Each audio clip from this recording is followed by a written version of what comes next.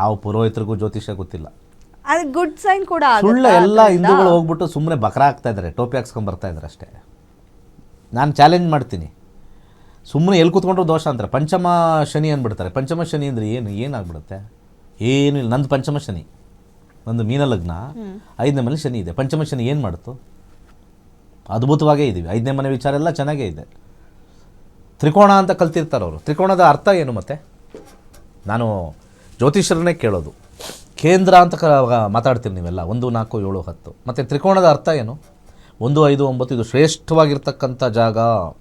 ಜ್ಯೋತಿಷ್ಯ ಶಾಸ್ತ್ರದಲ್ಲಿ 1, 4, 7, 5, 9, 10 ಶ್ರೇಷ್ಠವಾಗಿರ್ತಕ್ಕಂಥ ಜಾಗ. ಯಾವ ಗ್ರಹ ಕುತ್ಕೊಂಡ್ರೂ ಕೂಡ ಅದು ಒಳಿತನ್ನೇ ಮಾಡುತ್ತೆ ಅಂತ ಪರಾಶರ ಬರೆದಿದ್ದಾರೆ. ಅವರು ಅದೇ ಫಲ ಮಾಡೋದು. ಆ ಗ್ರಹದ ಶನಿ ಇದ್ರೂ ಕೂಡ ಆ ಮನೆಯಲ್ಲಿ ಒಳ್ಳೇದೇ. ಅದು ರಾಹು ಕುತ್ಕೊಂಡ್ರು ಒಳ್ಳೇದು, ಕೇತೆ ಕುತ್ಕೊಂಡ್ರು ಒಳ್ಳೇದು. ಸುಮ್ಮನೆ ಡಗಲ್ ಬಾಜಿ ಮಾಡೋಕ್ಕೆ, ಜನಗಳನ್ನ ಮೂಢಂಗೆ ಮಾಡೋಕ್ಕೆ ಹಿಂದೂ ಧರ್ಮನ ಉಳಿಸೋ ಕೆಲಸ ಅಂತೂ ಮಾಡ್ತಾ ಇಲ್ಲ.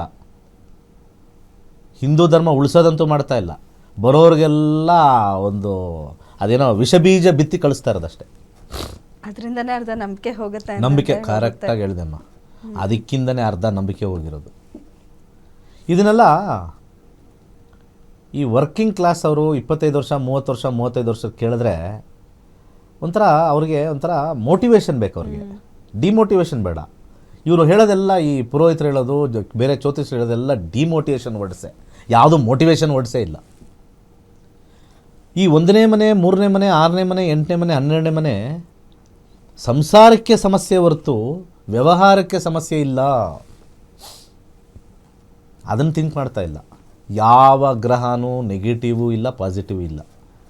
ಒಂದು ವಿಚಾರದಲ್ಲಿ ನೆಗೆಟಿವ್ ಇದ್ದರೆ ಇನ್ನೊಂದು ವಿಚಾರದಲ್ಲಿ ಪಾಸಿಟಿವ್ ಇದ್ದೇ ಇರುತ್ತೆ. ಅರ್ಥ ಮಾಡ್ಕೊಳ್ಳಿ. ಭಾರತದಲ್ಲಿ ಅತಿ ಹೆಚ್ಚಾಗಿ ತಲೆ ಕೆಡಿಸ್ಕೊಳ್ಳೋದು ವಿವಾಹ.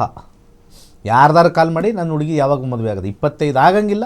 ಯಾಕೆಂದರೆ ಅವ್ರದ್ದು ಜಾತಿ ವ್ಯವಸ್ಥೆಯಲ್ಲಿ ಇದೀವಲ್ಲ, ಆ ಜಾತಿಲಿ ಯಾರೂ ಸಿಗಲ್ಲ. ಅದಕ್ಕೆ ಯಾರನ್ನ ಬೇಕಾದ್ರೂ ಹಿಂದೂದಲ್ಲಿರ್ತಕ್ಕಂಥ ಎಲ್ಲ ಮದುವೆ ಆಗಬಾರ್ದು ಅಂದರೆ ತಲೆನೇ ಕೆಡಿಸ್ಕೊಳ್ಳೋ. ಇವತ್ತರ ನಾಳೆ ಸಿಗುತ್ತೆ ಹೋದ್ರೆ ಬೇಜಾನ್ ಜನ ಪಿತ ಅಂತಾರೆ.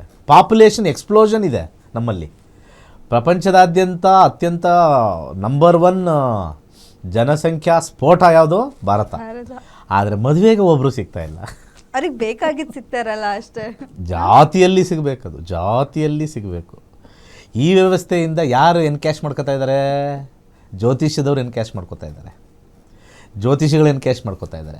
ಆ ಪೂಜೆ ಮಾಡಿ, ಈ ಪೂಜೆ ಮಾಡಿ, ಏನು ಅವರ ಧರ್ಮದಲ್ಲಿ ಅವ್ರ ಕ್ಯಾಸ್ಟಲ್ಲಿ ಇರೋದೇ ಒಂದಷ್ಟು ಜನ. ಅದ್ರಲ್ಲಿ ಹುಡುಕ್ಬೇಕು ಅಂದ್ರೆ ಕಷ್ಟ ಅಲ್ವಾ?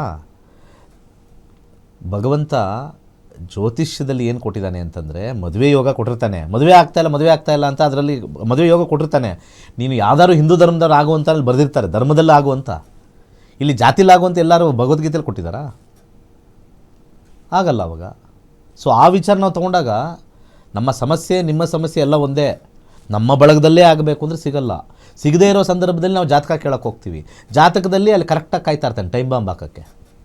ಒಂಥರ ಡೊನಾಲ್ಡ್ ಟ್ರಂಪ್ ಆಗ್ತಾನಲ್ಲ, ಬೇಡದೇ ಇರೋ ಕಡೆ ಎಲ್ಲ ಬಾಂಬ್ ಹಾಕ್ತಾನಲ್ಲ, ಇವರೆಲ್ಲ ಬಾಂಬ್ ಹಾಕೋರೆ ಇವರೆಲ್ಲ.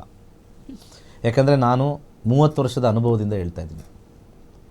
ಯಾವ ಸರ್ಟಿಫಿಕೇಷನ್ ಇಲ್ಲದೆ ಹೇಳ್ತಾ ಇರ್ತಾರೆ ಅವರೆಲ್ಲ. ಒಂದು ಸರ್ಟಿಫಿಕೇಷನ್ ತೋರ್ಸೋಕ್ಕೆ ಹೇಳಿ. ನೀವು ಎಲ್ಲೆಲ್ಲಿ ಹೋಗ್ತೀರಾ ಜ್ಯೋತಿಷ್ಯ ಕೇಳೋಕ್ಕೆ, ಸರ್ಟಿಫಿಕೇಟ್ ಕೇಳಿ. ಎಲ್ಲಿ ಕಲ್ತಿದ್ದೀರಾ? ಡಾಕ್ಟ್ರೇಟ್ ಮಾಡಿದ್ದೀರಾ? ಅದರಲ್ಲಿ ಸರ್ಟಿಫಿಕೇಟ್ ಇದೆಯಾ? ಎಷ್ಟು ಜನಕ್ಕೆ ನೀವು ಹೇಳ್ಕೊಟ್ಟಿದ್ದೀರಾ?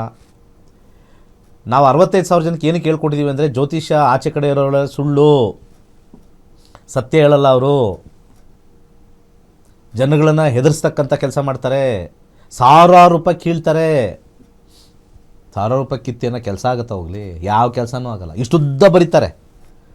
ಇದಕ್ಕೋಗಿ, ಈ ದೇವಸ್ಥಾನಕ್ಕೆ ಹೋಗಿ, ಆ ದೇವಸ್ಥಾನಕ್ಕೆ ಹೋಗಿ, ಶೃಂಗೇರಿಗೆ ಹೋಗಿ, ಅಲ್ಲಿಗೆ ಹೋಗಿ, ಶನಿ ಸಿಂಗಾಪುರಕ್ಕೆ ಹೋಗಿ, ಇಲ್ಲೋಗಿ ಎಲ್ಲ ಹೋಗಿ ಅಂತ ಹೇಳ್ತಾರೆ. ಕರೆಕ್ಟು.